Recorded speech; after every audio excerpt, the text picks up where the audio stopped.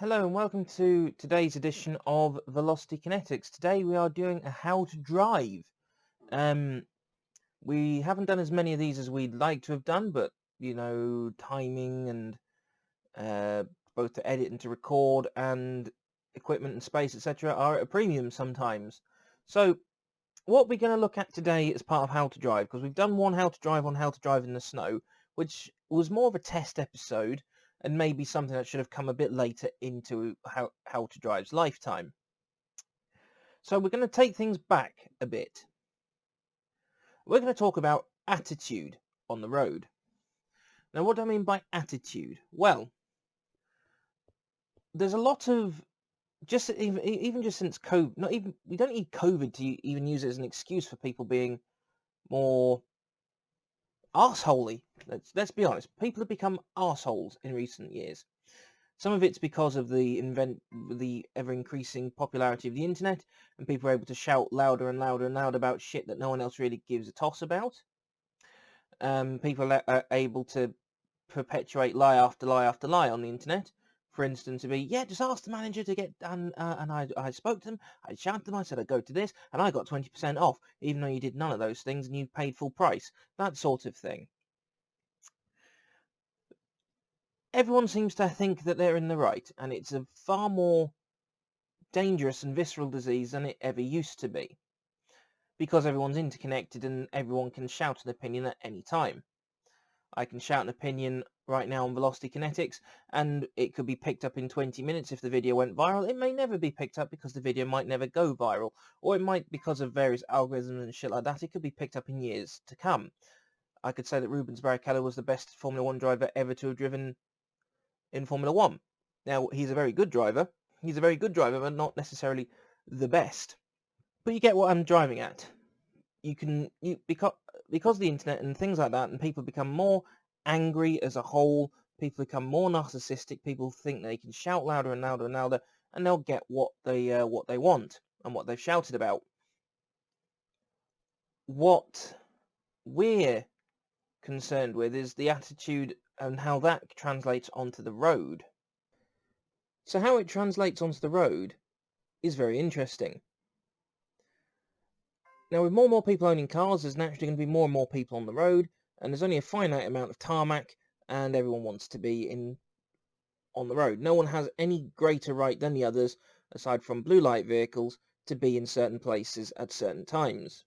But your attitude from when you get behind the wheel affects how you drive from anywhere, really. Your attitude can affect how you'll brake, how you'll accelerate, how aggressively you'll turn, whether you're going to let people in or out of side turnings or into spaces, that sort of thing. Now, there are times and places for being aggressive. There are times you do need to get your elbows out. But driving is not just about aggression. But I'm not advocating that we all become passive drivers, because we'd all be sat waiting for that one person to go right, and they'll be all like, no, your turn, your turn, your turn, your turn, no, your turn, no, your turn, no, your turn, no, your turn, no, your turn, no, your turn, no, your turn, no, your turn, no, your turn, no, your turn, and we'll be there forever and ever, and that went on far longer than it ever actually needed to go on for.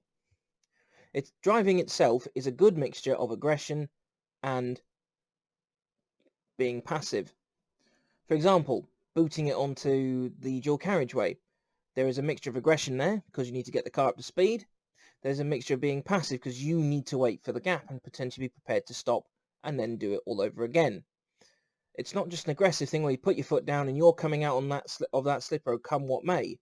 It also affects how the attitude people have towards the general rules of the road and just other road users. Now, when you say rules of the road, this could simply be how things are signposted, one way in, one way out, that sort of thing, driving the wrong way around the car park. More commonly, probably speed limits and speeding itself. Now, speeding, it's a tough one, because cars are more powerful, engines can pick up a lot better than they used to, so a lot of cars are far more forgiving than they ever used to be if you're in the wrong gear at the wrong time. But also, the trade-off is sometimes, and I freely admit this, I don't speed, but I do sometimes feel like I'm spending more time looking down here at the speedo than I am. Sometimes, they say you're meant to check your rearview mirror every 7 seconds. I feel like I'm sort of going all the time, and there's no. It's wrong to say there's no reason for it, because there is a reason for it. But it is infuriating that you feel like you spend most of your time checking your speed. I think, though, so many people are fed up with speeding and speed-related offences that they throw a lot of the rules out the window. A lot of people get frustrated when they get caught speeding, and yes, it's an annoyance if you get caught. I have no doubt it is at all. People seem to think that you've got your 10% all the time, but it's not. That's not it at all.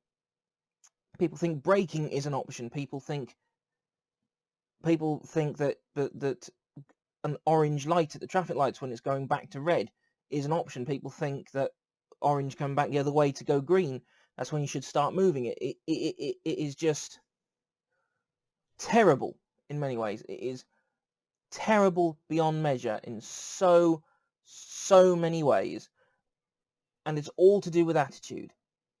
If your attitude is that you want to get somewhere safely and on time, then you should have no problems at all. Driving does get stressful.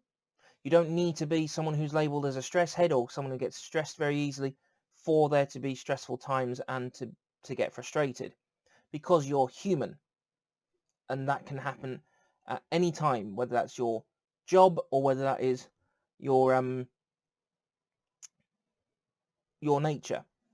The attitude needs to be there. We're all on the road all on the road, and we're all trying to just basically, we come back to our hashtag, everyone wants to get home.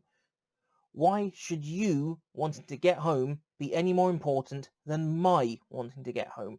Why should my wanting to get home be any different to the lady in the car next to me, and the gentleman in the car next to her, and the lady in the car next to him, and so on and so forth? No one's journey is any more important than the others, and we just need to introduce respect across the board for each other on the road. And with the increasing use of hybrid technology and electric cars and alternative fuels for vehicles, we need to change how we drive. And people can't get the most out of these hybrid vehicles in certain places because of the attitude everyone else has. People need to become a little bit more gentle when they drive, need to be a little less aggressive. If you've got aggression that you want to work out behind the wheel, find a quiet country road and thrash it around there within the rules of the road.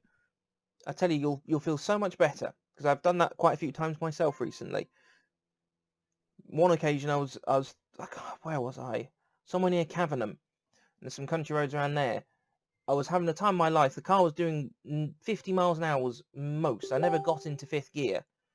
It was just fun. It was just fun. That's all you need. And sometimes maybe you just need to readdress what makes you cross behind the wheel. So what we would say on the back of this episode of of How to Drive.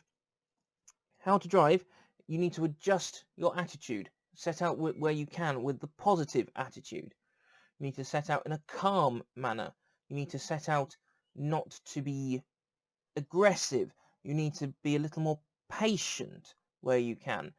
Gently apply the brakes. Gently apply the throttle where applicable. Don't be an antisocial driver and be inches away from the car in front. Create a gap.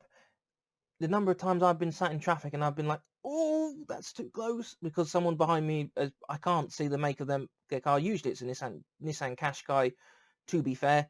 But, you know, don't get too close to the car in front. Don't set off before the car in front starts, because I've been on receiving end of that a few times. Don't ride, another thing's like, don't ride the brake. It's just silly. So the attitude you need to develop as a whole, it's a more global attitude. It's probably the best way to put it. Your attitude towards driving has to be global. So yes, you have the responsibility of keeping you safe, if it's just you on your own, or the passengers of your vehicle safe, or the contents of your vehicle if you're driving a goods vehicle, regardless of the size, or if you're or what have you. You've got responsibility to the vehicle you're driving to be safe. But you've got to be safe to the other drivers around you as well. And we come back to that hashtag everyone wants to get home. Your journey is not more important than anyone else's. The only exception to that, in my opinion, is a blue light vehicle, and obviously that vehicle has full-blown precedence over whatever else is going on. Their journey is far more important than anyone else's. How do you get yourself into that attitude, to develop the right attitude? There's not really an awful lot you can physically do. It's not like you can say, drive at this time and this will happen, such and such. Something simple like take a few breaths before you actually get in the car if you feel like you get stressed. Ease off and go a bit slower if you think if you're getting agitated. Keep a greater watch on the cars around you. Don't add to the problem. Stop being the problem. And we thank you very much for watching this episode of How to Drive. Please donate to our PayPal link, paypal.me/velocitykinetics. So what we would like is, if we can have some donations, we would like to look at getting our own proper web page for this. I think it's time for us to, as much as we love the WordPress platform, and I've been doing blogs on it for years, and I think Russ has had a few blogs on there himself for quite a few years as well. I think it's time for it to get onto its own .com or .co.uk, and likewise to get some more camera equipment and things like that, and look at trying to get some more car reviews done. But we thank you for watching, and we'll see you next time.